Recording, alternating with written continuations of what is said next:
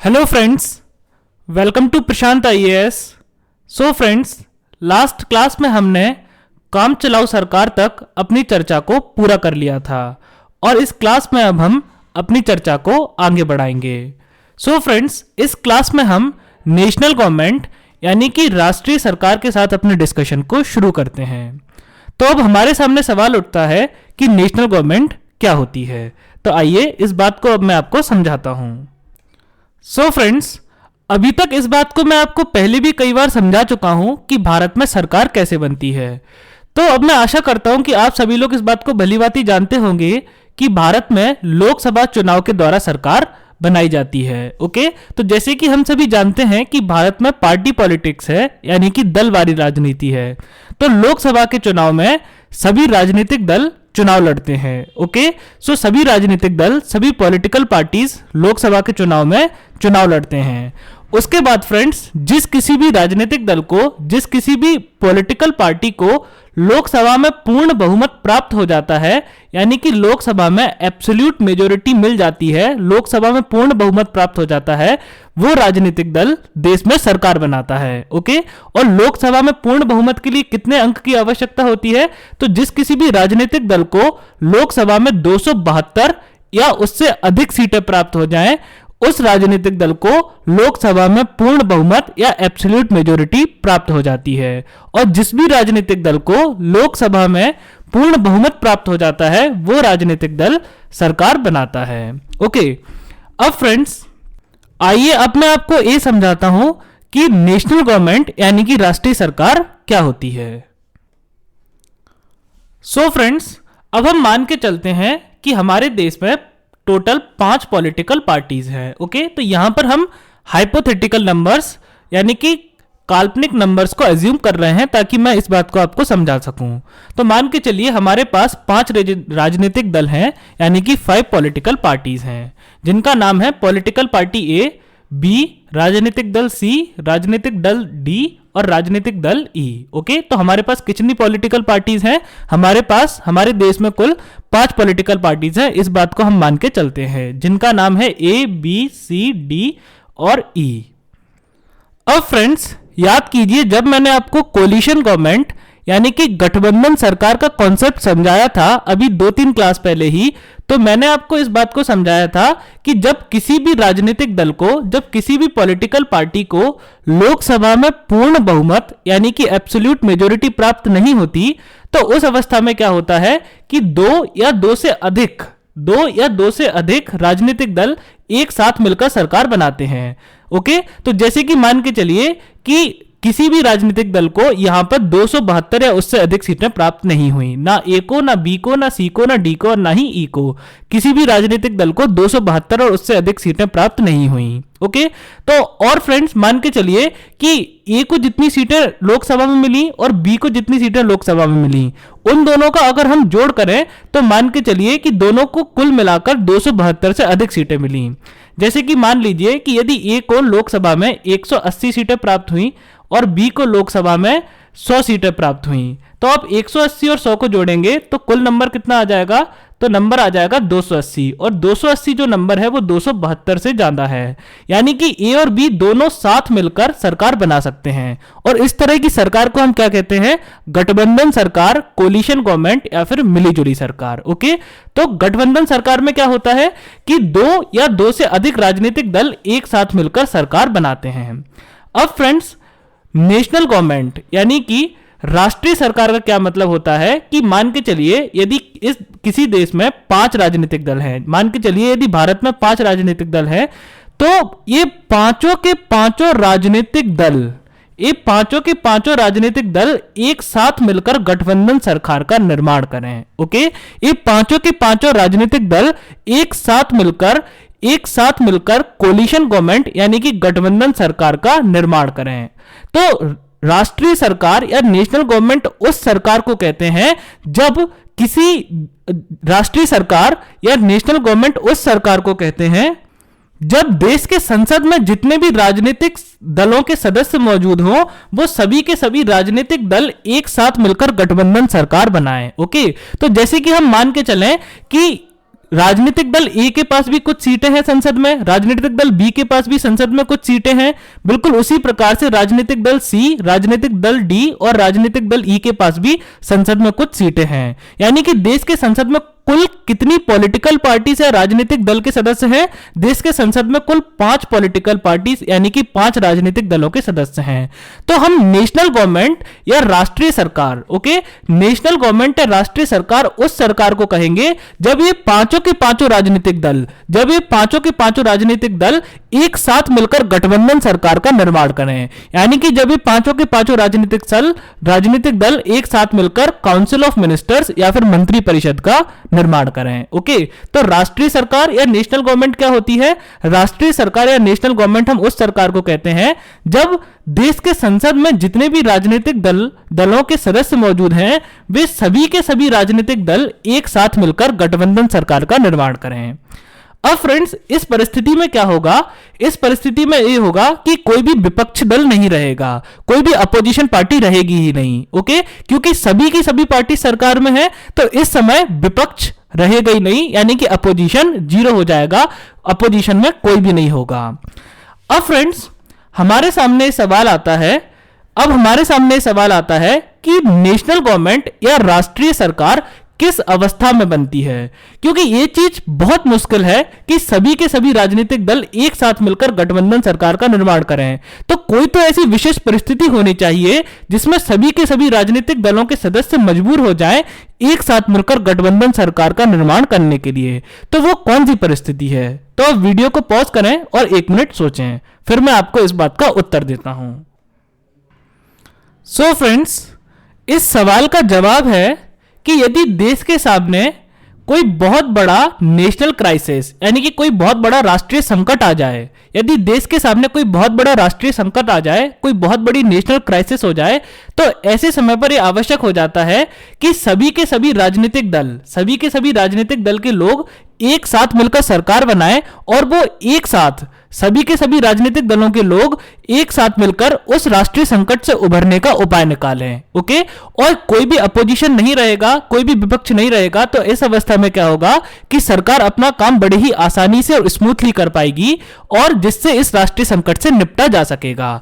तो जब भी देश पर कोई बहुत बड़ा संकट आता है, बहुत बड़ी विपदा आती है, तो इस समय एक राष्ट्रीय सरकार या नेशनल गवर्नमेंट बनाई जा सकती है। और नेशनल गवर्नमेंट में क्या होगा कि सभी के सभी राजनीतिक दलों के सदस्य मौजूद होंगे। ओके, यानी कि संसद में जितने भी राजनीतिक दल मौजूद हैं, मंत्री परिषद में उन सभी राजनीतिक दलों के सदस्य मौजूद होंगे। तो इससे क्या होगा कि कोई भी विपक्ष नहीं होगा और सभी के सभी सदस्य इस बात का प्रयास करेंगे कि इस राष्ट्रीय संकट से उबरा जाए। सभी के सभी सदस्य इस बात के लिए बेहतरीन से बेहतरीन उपाय बताएंगे कि कैसे इस राष्ट्रीय संकट से उबरा जाए। अब राष्ट्रीय संकट क्या हो सकता है? तो जैसे मान के चलिए यदि भारत किसी बहुत शक्तिशाली देश के साथ युद्ध कर रहा हो, okay, if India is in war with any powerful country, तो अगर भारत किसी शक्तिशाली देश के साथ युद्ध कर रहा है तो इस समय हमें अपने आपसी झगड़े छोड़कर इस बात पर कॉन्सेंट्रेट करना चाहिए कि उस देश को युद्ध में कैसे हराया जाए। तो ऐसी अवस्था में राष्ट्रीय सरकार यानी कि नेशनल गवर्नमेंट का निर्माण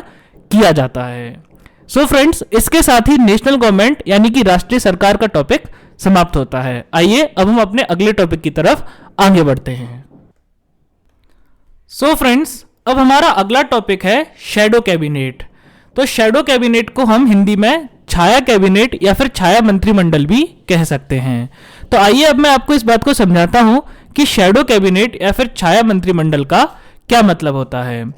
सो फ्रेंड्स, किसी भी संसदीय शासन प्रणाली वाले देश में यानी कि पार्लियामेंट्री फॉर्म ऑफ गवर्नमेंट वाले देश में क्या होता है कि संसद के जनरली क्या होता है कि 2 सदन होते हैं। ओके, सो किसी भी संसदीय शासन प्रणाली वाले देश में संसद के आमतौर पर 2 सदन होते हैं। जो पहला सदन होता है उसे कहा जाता है अपर हाउस यानी कि ऊपरी सदन। तो भारत में अपर हाउस या ऊपरी सदन कौन है? तो भारत के अपर हाउस को हम कहते हैं राज्यसभा, भारत के ऊपरी सदन को हम कहते हैं राज्यसभा। और जो दूसरा सदन होता है उसे हम कहते हैं लोअर हाउस। लोअर हाउस का मतलब होता है निचला सदन। ओके, लोअर हाउस का मतलब होता है निचला सदन। तो भारत में निचला सदन कौन सा है? तो भारत में निचला सदन है लोकसभा। तो भारत में ऊपरी सदन है राज्यसभा और निचला सदन है लोकसभा। अब अलग अलग देशों में ऊपरी सदन और निचले सदन को अलग अलग नामों से जाना जाता है। जैसे कि हमारे भारत में ऊपरी सदन को कहते हैं राज्यसभा और निचले सदन को कहते हैं लोकसभा। अब फ्रेंड्स, किसी भी संसदीय शासन प्रणाली वाले देश में सरकार बनाने के लिए एक जनरल नियम फॉलो किया जाता है। ओके, तो जैसे कि भारत भी एक संसदीय शासन प्रणाली वाला देश है, तो भारत में भी वही नियम फॉलो किया जाता है। तो किसी भी संसदीय शासन प्रणाली वाले देश में क्या होता है कि डेफिनेटली, जैसे मान के चलिए बहुत सारे राजनीतिक दल हैं। ओके, तो जिस किसी भी राजनीतिक दल को लोअर हाउस यानी कि निचले सदन के चुनाव में पूर्ण बहुमत यानी कि एब्सोल्यूट मेजोरिटी प्राप्त हो जाती है, वो राजनीतिक दल सरकार बनाता है। ओके, सो क्या सिस्टम है कि जिस किसी भी, जैसे कि मान के चलिए लोअर हाउस यानी कि निचले सदन के सदस्यों के लिए चुनाव करवाया गया। ओके, निचले सदन के सदस्यों के लिए चुनाव करवाया गया, तो निचले सदन में यानी कि लोअर हाउस में जिस किसी भी राजनीतिक दल को एब्सोल्यूट मेजोरिटी यानी कि पूर्ण बहुमत प्राप्त हो जाता है, तो वो जो राजनीतिक दल है, वो जो पॉलिटिकल पार्टी है, वो देश में सरकार बनाती है। ओके, सो आइए, जैसे कि फ्रेंड्स यदि हम भारत का एग्जांपल लें, तो भारत में निचला सदन कौन है? लोकसभा। तो अभी जस्ट मैंने आपको बताया कि भारत में सरकार कैसे बनती है, तो जो भी राजनीतिक दल को लोकसभा में पूर्ण बहुमत प्राप्त होता है, वो राजनीतिक दल सरकार बनाता है। ऐसे ही किसी भी संसदीय शासन प्रणाली वाले देश में जिस भी राजनीतिक दल को निचले सदन में यानी कि लोअर हाउस में पूर्ण बहुमत प्राप्त हो जाता है, वो जो पार्टी है, वो जो दल है, वो क्या करती है? वो सरकार बनाती है। अब फ्रेंड्स, भारत में जो है शैडो कैबिनेट यानी कि छाया मंत्रिमंडल वाला कॉन्सेप्ट नहीं है, इसलिए इस कॉन्सेप्ट को समझाने के लिए हम एक हाइपोथेटिकल देश का एग्जांपल लेते हैं। ओके, तो मान के चलिए फ्रेंड्स कि कोई एक्स नाम का एक देश है। ओके, तो इस देश का नाम क्या है? एक्स नाम का कोई देश है, और इस देश में केवल दो राजनीतिक दल हैं, राजनीतिक दल ए और राजनीतिक दल बी, पॉलिटिकल पार्टी ए और पॉलिटिकल पार्टी बी। अब फ्रेंड्स, शैडो कैबिनेट, अब यहां पर हमने केवल दो राजनीतिक दल क्यों लिए? हमने दो राजनीतिक दल इसलिए लिए क्योंकि शैडो कैबिनेट या छाया मंत्रिमंडल वाला कॉन्सेप्ट केवल उन्हीं देशों में लागू हो पाता है जहां पर दो पार्टी वाला सिस्टम हो, यानी कि जहां पर केवल दो पॉलिटिकल पार्टीज या दो राजनीतिक दल हों। ओके, तो जहां केवल दो राजनीतिक दल होते हैं, केवल उन्हीं देशों में शैडो कैबिनेट या छाया कैबिनेट वाला सिस्टम इंप्लीमेंट हो पाता है, इसलिए यहां पर मैंने दो पार्टीज का एग्जाम्पल लिया है। अब फ्रेंड्स, मान के चलते हैं इस देश का जो लोअर हाउस है, इस देश की संसद का जो निचला सदन है, उसमें कुल 500 सीटें हैं। ओके, अब जिस किसी भी राजनीतिक दल को यानी कि पॉलिटिकल पार्टी को यहां पर सरकार बनानी है, उस राजनीतिक दल को क्या चाहिए? पूर्ण बहुमत। और मैंने आपको समझाया था कि पूर्ण बहुमत कैसे कैलकुलेट करते हैं, तो जितनी सदन की कुल सदस्यता है उसका हमें 50% कैलकुलेट करना है। तो सदन की कुल सदस्यता का 50% यहां कितना होगा? 250। ओके, और हमें पूर्ण बहुमत के लिए इससे बड़ा नंबर चाहिए, तो इससे बड़ा नंबर क्या है? 251। यानी कि जिस किसी भी राजनीतिक दल को ए या बी में से जिस किसी को भी 251 या उससे अधिक सीटें प्राप्त होंगी, इनमें से वो राजनीतिक दल क्या करेगा? सरकार बनाएगा, वो राजनीतिक दल सरकार का निर्माण करेगा। तो ये कॉन्सेप्ट तो अभी तक बहुत सिंपल है। सो आइए अब मैं आपको आगे समझाता हूं। अब फ्रेंड्स, मान के चलिए कि निचले सदन के लिए चुनाव हुए और उसमें राजनीतिक दल ए को प्राप्त हुई 300 सीटें। ओके, और राजनीतिक दल बी को प्राप्त हुई 200 सीटें। तो डेफिनेटली आप यहां आसानी से बता सकते हैं कि कौन सा राजनीतिक दल जीता है। सो डेफिनेटली फ्रेंड्स, यहां पर हमें जीतने के लिए यानी कि सरकार बनाने के लिए कितनी सीटों की आवश्यकता थी? कम से कम 251 सीटों की, 251 सीट्स की। राजनीतिक दल बी के पास 251 से कम सीटें हैं, तो राजनीतिक दल बी आउट हो गया। ओके, और राजनीतिक दल ए जो है उसके पास 300 सीटें हैं, और 300 जो नंबर है वो 251 से ज्यादा है, यानी कि अब यहां पे सरकार कौन बनाएगा? गवर्नमेंट कौन बनाएगा, या फिर हम बोले तो काउंसिल ऑफ मिनिस्टर्स या फिर मंत्री परिषद का निर्माण कौन करेगा? तो राजनीतिक दल ए मंत्री परिषद का निर्माण करेगा। ओके, तो जैसे कि मैंने आपको बताया था कि सबसे पहले क्या डिसाइड होता है? पार्टी डिसाइड होती है। तो सबसे पहले ये डिसाइड हो गया कि अब राजनीतिक दल ए मंत्री परिषद का निर्माण करेगा, यानी कि सरकार बनाएगा। उसके बाद फ्रेंड्स, राजनीतिक दल का ए का जो लीडर है यानी कि राजनीतिक दल ए का जो प्रमुख है, वो क्या बन जाएगा? वो प्रधानमंत्री बन जाएगा। ओके, राजनीतिक दल ए का प्रमुख जो है वो प्रधानमंत्री बन जाएगा, और एक बार जब वो प्रधानमंत्री बन जाएगा तो वो क्या करेगा? वो संसद के सदस्यों में से, ओके, यानी कि अपर हाउस और लोअर हाउस के उसकी पार्टी के जो सदस्य हैं, यानी कि उसकी पार्टी के जो अपर हाउस और लोअर हाउस में सदस्य हैं, उनमें से ये चूज करेगा कि अब कौन कौन से सदस्य मंत्री बनेंगे। ओके, तो एक बार पार्टी का लीडर प्रधानमंत्री बन गया तो अब क्या करेगा, अब वो दूसरे मंत्रियों का चयन करेगा कि संसद के इन सदस्यों को मंत्री बनाया जाए, और उन सदस्यों के बीच में अलग अलग मंत्रालयों को बांट देगा। जैसे कि किसी को होम मिनिस्ट्री दे देगा कि आप गृह मंत्री हो, किसी को डिफेंस मिनिस्ट्री दे देगा कि आप रक्षा मंत्री हो, और इस प्रकार से अपनी इच्छा अनुसार वो सभी मंत्रियों में अलग अलग मंत्रालय को बांट देगा। और इन सभी मंत्रियों को हम क्या बोलेंगे, प्रधानमंत्री, और इन सभी मंत्रियों को हम क्या बोलते हैं, मंत्री परिषद या फिर काउंसिल ऑफ मिनिस्टर्स। अब फ्रेंड्स, सामान्यतः जनरली क्या होता है कि जो पॉलिटिकल पार्टी हार जाती है उसको हम इग्नोर कर देते हैं और वो क्या बनाती है, अपोजिशन बनाती है। लेकिन शैडो कैबिनेट यानी कि छाया कैबिनेट वाले सिस्टम में ऐसा नहीं होता है। तो अब मेरा सवाल है कि छाया कैबिनेट वाले सिस्टम में क्या होता है। सो आइए इसके बारे में अब हम चर्चा करते हैं।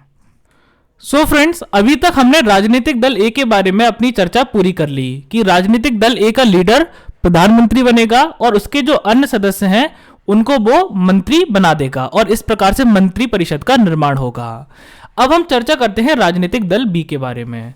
अब फ्रेंड्स, राजनीतिक दल बी का जो लीडर है, राजनीतिक दल बी का जो मुखिया है, अब वो बनेगा शैडो प्राइम मिनिस्टर। ओके, तो राजनीतिक दल बी यानी कि पॉलिटिकल पार्टी बी का जो प्रमुख है, जो लीडर है, उसे क्या बनाया जाएगा, उसे बनाया जाएगा शैडो प्राइम मिनिस्टर, यानी कि ये है छाया प्रधानमंत्री, छाया प्रधानमंत्री या फिर शैडो प्राइम मिनिस्टर। ओके, अब राजनीतिक दल बी का मुखिया, राजनीतिक दल बी का प्रमुख शैडो प्राइम मिनिस्टर बन गया, तो अब ये क्या करेगा कि संसद में, ध्यान से सुनना आप लोग मेरी बात, संसद में राजनीतिक दल बी के जितने भी सदस्य हैं, संसद में राजनीतिक दल बी के जितने भी सदस्य हैं, यानी कि ऊपरी सदन में भी और निचले सदन में भी। ओके, तो ये तो हमें क्लियरली पता है कि निचले सदन में 200 सदस्य हैं, ऊपरी सदन में भी कुछ सदस्य होंगे। तो संसद में राजनीतिक दल बी के जितने भी सदस्य हैं उनमें से कुछ सदस्यों को ये जो छाया प्रधानमंत्री है वो छाया मंत्री यानी कि शैडो मिनिस्टर के रूप में नियुक्त करेगा। ओके, किसके रूप में नियुक्त करेगा, शैडो मिनिस्टर यानी कि छाया मंत्री के रूप में नियुक्त करेगा। तो एक बार पॉलिटिकल पार्टी बी, राजनीतिक दल बी का जो मुखिया है वो छाया मंत्री बन गया, तो अब वो क्या करेगा, अपनी पार्टी के अन्य सदस्यों को छाया मंत्री के रूप में नियुक्त करेगा। तो जैसे कि मान के चलिए उसने अपनी पार्टी के बहुत सारे अलग अलग सदस्यों को छाया मंत्री के रूप में नियुक्त कर दिया। जैसे कि उसने बोला कि ये वाला जो व्यक्ति है ये है छाया गृह मंत्री यानी कि शैडो होम मिनिस्टर, ये वाला जो व्यक्ति है ये है छाया रक्षा मंत्री यानी कि शैडो डिफेंस मिनिस्टर, ये वाला जो मंत्री है ये है छाया एचआरडी मिनिस्टर। ओके, और इस तरह से वो सभी अलग अलग मंत्रालय इन सभी मंत्रियों में बांट देगा। तो फ्रेंड्स, अब ये कॉन्सेप्ट आप लोगों के लिए बहुत ज्यादा नया है और आप लोगों को अभी कुछ लोगों को ये बात समझ में भी नहीं आ रही होगी कि शैडो पीएम और शैडो मिनिस्टर यानी कि छाया प्रधानमंत्री और छाया मंत्री का क्या कॉन्सेप्ट है। तो आइए अब इस बात को मैं आपको और बेहतरीन तरीके से समझाता हूं। सो फ्रेंड्स, यहां पे आप स्क्रीन पे देखिए, तो मान के चलिए ये एक व्यक्ति है। ओके, सो स्क्रीन पे मैं एक इंसान की कार्टून बनाने की कोशिश कर रहा हूं। तो मान के चलिए कि एक व्यक्ति है। ओके, और यहां पर मान के चलिए ये है सूरज की पोजीशन। ओके, सो थोड़ा सा नीचे हो गया सूरज, अपन ऊपर बनाते हैं। तो मान के चलिए कि ये सूरज है। ओके, सो ये है सूरज, ये है सन और ये है व्यक्ति। तो डेफिनेटली अगर सन इस व्यक्ति के इस तरफ है तो एक बात आप लोग जनरल साइंस को अप्लाई करके बता सकते हैं कि इस व्यक्ति की यहां पर छाया बनेगी। ओके, यानी कि इस व्यक्ति की यहां पर क्या बनेगी, शैडो बनेगी। अब फ्रेंड्स, आप सभी ने अपने जीवन काल में या तो अपनी खुद की परछाई देखी होगी, खुद की छाया देखी होगी, नहीं तो आपने अपने किसी पड़ोसी की, मित्र की छाया देखी होगी। तो छाया का क्या कॉन्सेप्ट होता है कि यदि इस व्यक्ति का एक सिर है तो छाया का भी सिर है, इस व्यक्ति के 2 हाथ हैं तो छाया के भी 2 हाथ हैं, इस व्यक्ति के 2 पैर हैं तो छाया के भी 2 पैर हैं। यानी कि छाया क्या है, एक तरह से वो आपकी black and white 2 dimensional photocopy है। ओके, तो आपकी छाया क्या है, आपकी ब्लैक एंड व्हाइट कलर में टू डायमेंशनल फोटोकॉपी है। तो जैसा ही व्यक्ति दिखेगा बिल्कुल वैसी ही इसकी छाया दिखेगी। बिल्कुल यही कॉन्सेप्ट हमको शैडो कैबिनेट पर अप्लाई करना है, बिल्कुल यही कॉन्सेप्ट हमको शैडो कैबिनेट पर अप्लाई करना है। तो मान के चलिए फ्रेंड्स कि यदि ये कैबिनेट है, ओके, यदि ये कैबिनेट है तो ये वाली बॉडी जो है ब्लैक कलर में ये शैडो कैबिनेट है। ये क्या है? ये छाया कैबिनेट है। अगर ये कैबिनेट है तो ये छाया कैबिनेट है, यानी कि छाया मंत्रिमंडल है। ओके, अब फ्रेंड्स चूंकि ये बॉडी कैबिनेट है तो इसके अंदर जितने भी मैंने ब्लू कलर में डॉट्स बनाए हुए हैं, मान के चलिए ये सभी डॉट्स जो है ये कौन है? ये मंत्री हैं, ये सभी कैबिनेट मंत्री हैं। ओके, तो ये ब्लैक कलर में जितने भी डॉट हैं ये सभी शैडो मिनिस्टर्स हैं, यानी कि ये सभी छाया मंत्री हैं। जैसे कि फ्रेंड्स मान के चलिए कि ये वाला जो मंत्री है ये होम मिनिस्टर है, यानी कि ये गृह मंत्री है। तो इसके जस्ट अपोजिट जो छाया कैबिनेट में मंत्री है इसे हम बोलेंगे शैडो होम मिनिस्टर, यानी कि छाया गृह मंत्री। ओके, मान के चलिए फ्रेंड्स कि अगर ये वाला जो मंत्री है ये डिफेंस मिनिस्टर है, यानी कि ये क्या है? रक्षा मंत्री है। तो इसके जस्ट अपोजिट में जो मिनिस्टर है वो कौन है?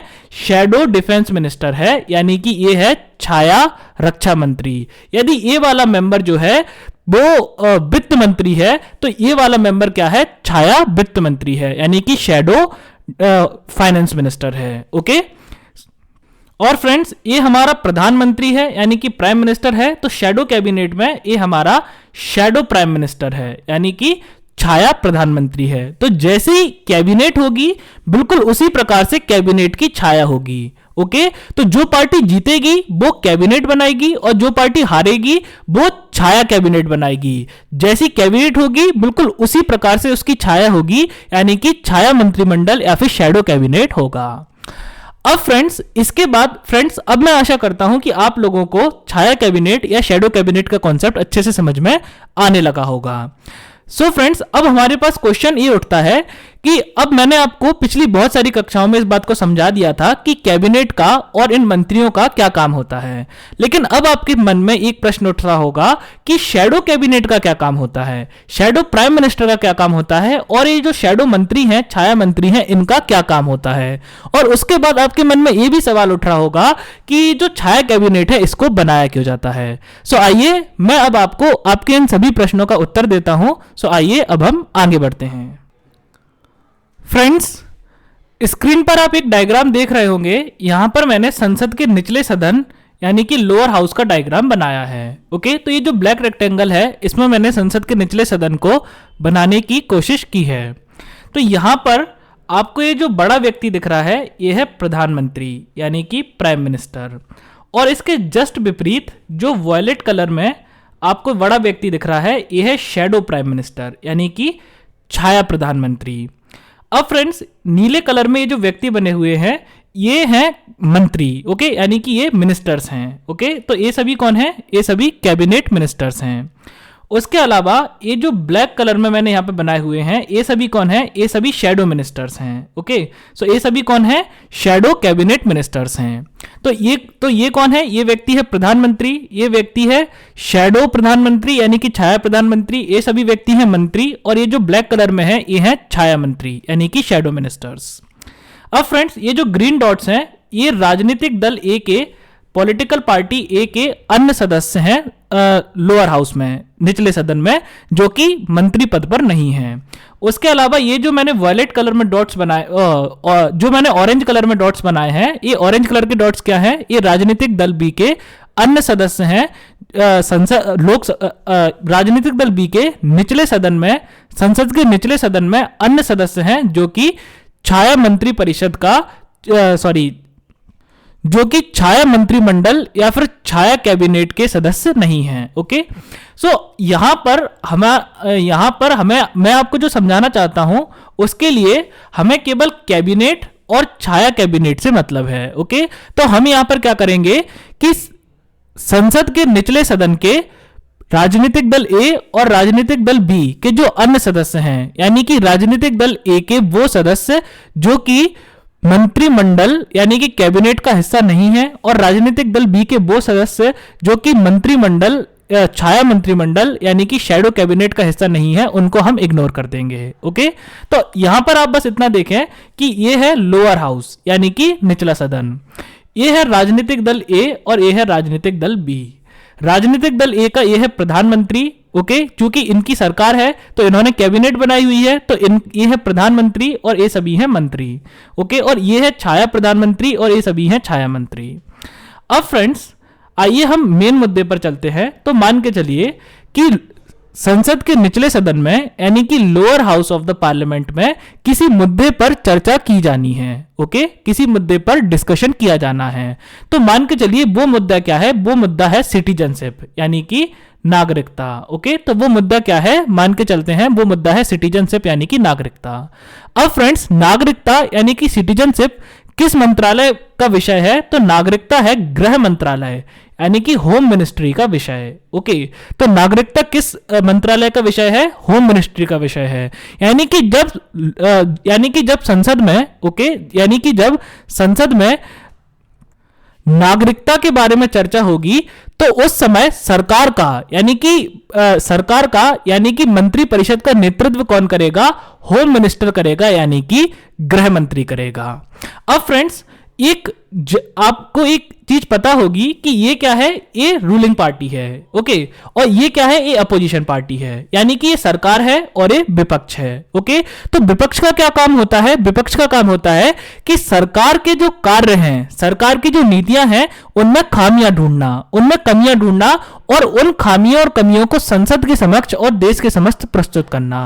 अब फ्रेंड्स जैसे कि राजनीतिक दल ए के पास होम मिनिस्टर है यानी कि गृह मंत्री है, यानी कि हम बोले कि ये जो कैबिनेट है, ये जो मंत्रिमंडल है, इसके पास क्या है, होम मिनिस्टर है।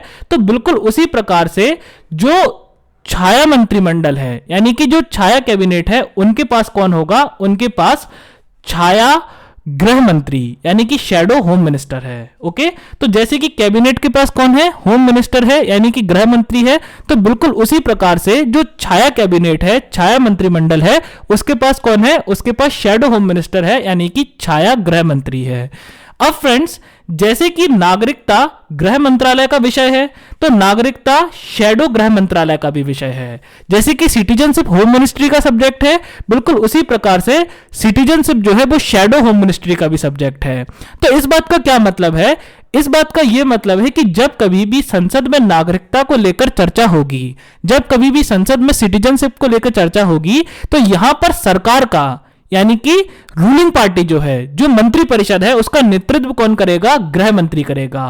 और जो विपक्ष है यानी कि जो अपोजिशन पार्टी है, उसका नेतृत्व कौन करेगा, उसका नेतृत्व शैडो होम मिनिस्टर करेगा यानी कि छाया गृह मंत्री करेगा, ओके।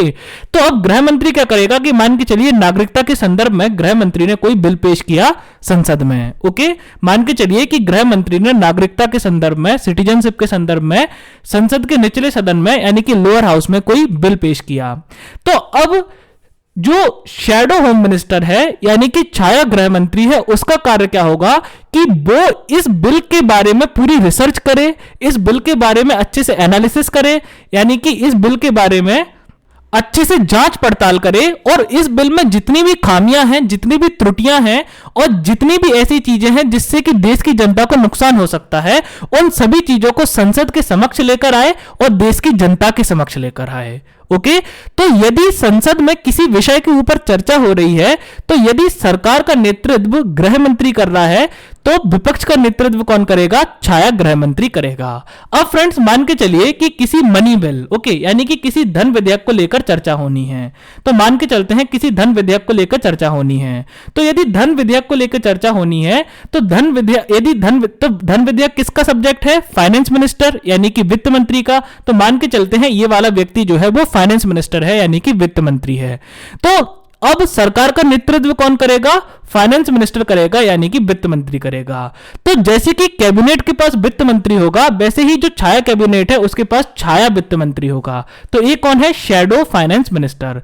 तो अब छाया वित्त मंत्री क्या करेगा कि वित्त मंत्रालय के जो कार्य हैं, वित्त मंत्रालय की जो नीतियां हैं उनमें खामियां ढूंढेगा, त्रुटि ढूंढेगा और उनको संसद के समक्ष लेके आएगा और देश के समक्ष लेके आएगा। यदि फाइनेंस मिनिस्टर ने कोई धन विधेयक पेश किया है, यदि वित्त मंत्री ने कोई धन विधेयक पेश किया है, तो अब ये छाया वित्त मंत्री की कार्य है, ये छाया वित्त मंत्री की ड्यूटी है कि वो इस वित्त विधेयक की जितनी भी जैसे कि मान के चलिए यदि वित्त मंत्री ने कोई धन विधेयक पेश किया है, अगर फाइनेंस मिनिस्टर ने कोई मनी बिल पेश किया है, तो ये छाया वित्त मंत्री यानी कि शैडो फाइनेंस मिनिस्टर की ड्यूटी है कि वो इस धन विधेयक में, इस मनी बिल में जितनी भी त्रुटियां हैं, जितनी भी मिस्टेक्स हैं, उसके अलावा जितनी भी इसके डीमेरिट्स हैं, जितने भी इसके नुकसान हैं, इस धन विधेयक की ऐसी चीजें जिससे कि देश को नुकसान हो सकता है, उन सब चीजों के बारे में जांच पड़ताल करे और उनको संसद के समक्ष लेकर आए और देश के समक्ष लेकर भी आए। ओके,